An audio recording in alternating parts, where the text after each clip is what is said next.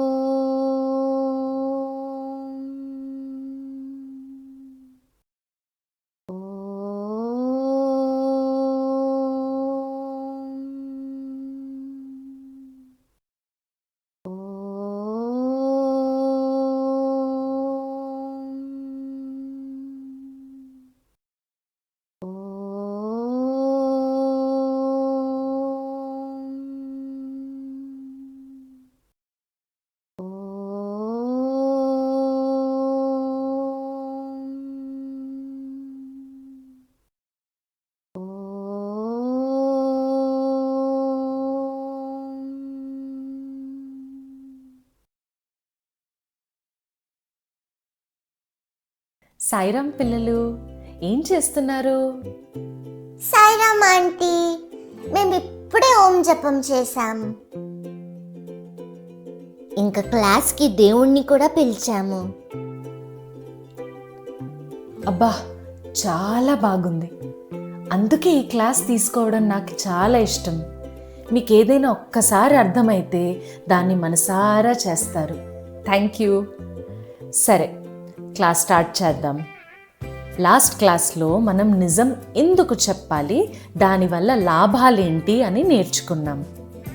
మీకు గుర్తు లేకపోతే ఏం పర్లేదు, వెళ్ళి ఆ క్లాస్ చూసి మళ్ళీ రండి. ఈరోజు క్లాస్లో నిజం ఎలా మాట్లాడాలో నేర్చుకుందాం. నిజం చెప్పాలంటే 3 విషయాలు పాటించాలి. అవి ఆలోచన, మాట, చర్య. ఈ 3 కలవాలి. అప్పుడే మనం నిజాయితీగా ఉన్నట్లు. ఒక ఉదాహరణ చూద్దాం. మీరు ఒక నీళ్ల గ్లాసు కింద పడేశారనుకోండి, మీరేం ఆలోచిస్తారు? అయ్యో, కింద పడిపోయింది, నేను క్లీన్ చేయాలి అని. మీరేమంటారు? సారీ, నేను ఇప్పుడే క్లీన్ చేస్తాను. మీరేం పని చేస్తారు? ఒక బట్ట తెచ్చి తుడుస్తారు. ఇక్కడ మీ ఆలోచన, మీ మాట, మీ పని 3 ఒకేలా ఉన్నాయి కదా. నిజాయితీగా ఉండాలి అంటే ఈ 3 ఇలాగే కలవాలి. సంస్కృతంలో ఒక శ్లోకం ఉంటుంది. మనస్యేకం వచస్యేకం కర్మణ్యేకం మహాత్మనాం. మనస్యన్యద్ వచస్యన్యద్ కర్మణ్యన్యద్ దురాత్మనాం. దీని అర్థం, గొప్పవారి ఆలోచనలు, మాటలు ఇంకా చర్యలు ఒకేలా ఉంటాయి. ఈ 3 కలవకపోతే వాళ్ళు మంచివాళ్ళు కాదు. సరే, ఇప్పుడు ఒక గేమ్ ఆడదాం. నేను కొన్ని సందర్భాలు ఇస్తాను. వీటిల్లో ఆలోచన, మాట, చర్య ఒకేలా ఉంటే బిగ్ థమ్స్ అప్ ఇవ్వండి, లేకపోతే బిగ్ థమ్స్ డౌన్ ఇవ్వండి. ఓకేనా? మొదటి సందర్భం. మీకు మీ ఫ్రెండ్ ప్రియా పెన్సిల్ దొరికింది. ఆలోచన, ఇది ప్రియాది, తనకి ఇచ్చేయాలి. మాట, ప్రియా ఇది నీ పెన్సిలే కదా. చర్య, వెళ్ళి తనకి ఇచ్చారు. ఇది నిజమేనా? అవును, బిగ్ థమ్స్ అప్. రెండో సందర్భం, మీరు మీ ఫ్రెండ్ దగ్గర బొమ్మ తీసుకున్నారు కానీ ఇవ్వడం మర్చిపోయారు. ఆలోచన, నేను తిరిగి ఇస్తానని ప్రామిస్ చేశాను. మాట, సారీ నేను మర్చిపోయాను, ఇదిగో తీసుకో. పని, బొమ్మ ఇచ్చేసి థ్యాంక్ యూ చెప్పారు. ఇది నిజమేనా? అవును, బిగ్ థమ్స్ అప్. ఇక్కడ ఆలోచన, మాట ఇంకా చర్య అన్నీ కలిశాయి. మూడో సందర్భం, మీ ఫ్రెండ్ మిమ్మల్ని ఏడిపించాడు. ఆలోచన, వాడు పడిపోతే బాగుండు. మాట, నువ్వు కింద పడేలా చేస్తాను. చర్య, వాడి కాళ్ళ ముందు అరటిపండు తొక్క వేశారు. ఇది నిజమేనా? అవును కదా. ఇక్కడ ఆలోచన, మాట, పని అన్నీ ఒకేలా ఉన్నాయి. వాడు పడాలి అనుకున్నారు, అలాగే చేశారు. ఇక్కడ కూడా మూడు కలిశాయి కదా. ఆంటీ, ఇందులో ఏదో తేడాగా ఉంది. ఏం తేడాగా ఉంది? ఆంటీ, ఇక్కడ ఆలోచన చెడ్డది. కరెక్ట్, ఇక్కడ ఆలోచనే చెడ్డది. ఆలోచనలు విత్తనాలు లాంటివి. మంచి విత్తనం వేస్తే మంచి చెట్టు, మంచి పువ్వులు వస్తాయి. అలాగే మంచి ఆలోచనలుంటే మంచి మాటలు వస్తాయి, మంచి పనులు చేస్తాము. కానీ ఆలోచనే చెడ్డదైతే అప్పుడు చెడ్డ మాటలు వస్తాయి, చెడ్డ పనులు చేస్తాము. అవును, చెడ్డ విత్తనాల నుండి కుళ్ళిపోయిన పువ్వులు వచ్చినట్లు. మరి చెడ్డ ఆలోచనలు వస్తే ఏం చేయాలి? మంచి ప్రశ్న ప్రగతి. చెప్పేది జాగ్రత్తగా విను.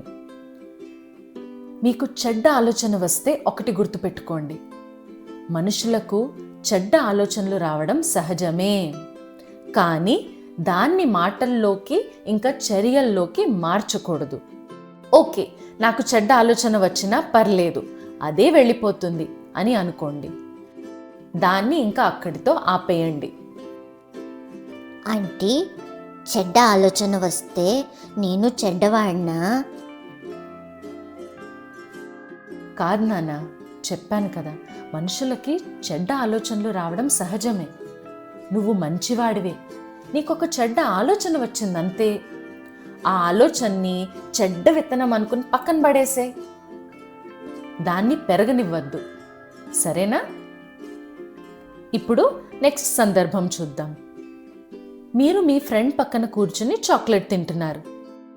ఆలోచన, నేను ఇది షేర్ చేయాలి. మాట, నీకు కావాలా? చర్య, చాక్లెట్ ఇవ్వకుండా మీరే తినేశారు.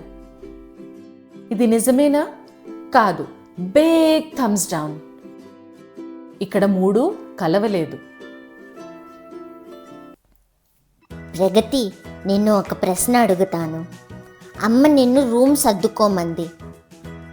నువ్వు బొమ్మలన్నీ మంచం కింద తోసేసి అమ్మ నేనంతా సర్దేశానని చెప్తావు. ఇది నిజమేనా? నేను సర్దలేదు, అన్నీ కిందకి తోసేశాను కాబట్టి big thumbs down. Very good Pragati. ఇప్పుడు నువ్వు సాయిని ప్రశ్న అడుగు.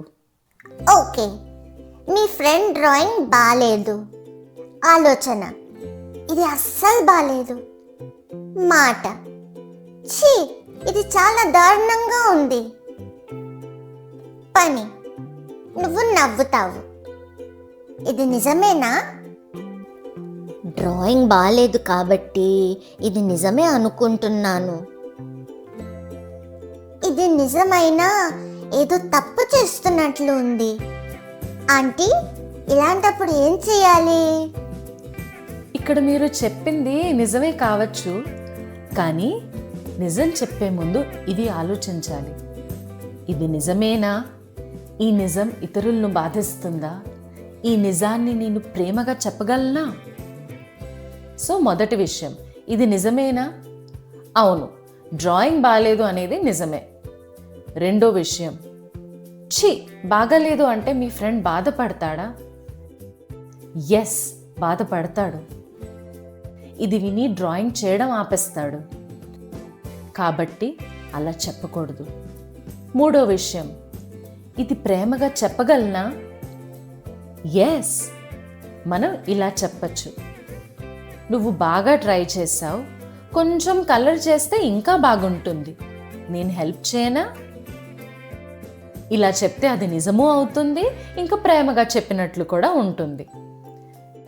దీన్ని సంస్కృతంలో ఇలా అంటారు, సత్యం బ్రూయాత్ ప్రియం బ్రూయాత్ న బ్రూయాత్ సత్యం అప్రియం. అంటే నిజం చెప్పాలి, కానీ ప్రేమగా చెప్పాలి. బాధ పెట్టే నిజం చెప్పకూడదు. అంటే నిజం కూడా బాధ పెడుతుందా? ఇలాంటి నిజం ప్రేమగా చెప్పాలి. అవును. ఇంకొక ఉదాహరణ, మీ తమ్ముడు ఫుట్బాల్ ఆడుతున్నాడు, కానీ తన ఆట అస్సలు బాలేదు. నీకు ఆట రాదు అని చెప్పే బదులు ఏం చెప్పచ్చు? ఇలా చెప్తాను, తమ్ముడు నువ్వు బాగానే ట్రై చేస్తున్నావు, కానీ మనం కలిసి ఇంకా ప్రాక్టీస్ చేయాలి, అప్పుడు ఇంకా బాగా ఆడతావు. కరెక్ట్. ఇప్పుడు నువ్వు నిజాయితీగాను ఉన్నావు, ఇంకా ఆ నిజాన్ని ప్రేమగా కూడా చెప్పావు. సో పిల్లలు, నిజం ఎలా చెప్పాలో మీకు అర్థమైంది కదా? ఎప్పుడు ఆలోచన, మాట, చర్య కలవాలి. ఇంకా నిజం ఎప్పుడు ప్రేమగా, ఇంకొకరిని బాధించకుండా చెప్పాలి. ఓకేనా? ప్రాక్టీస్ చేస్తూ ఉండండి. నెక్స్ట్ క్లాస్లో కలుద్దాం. సాయిరామ్.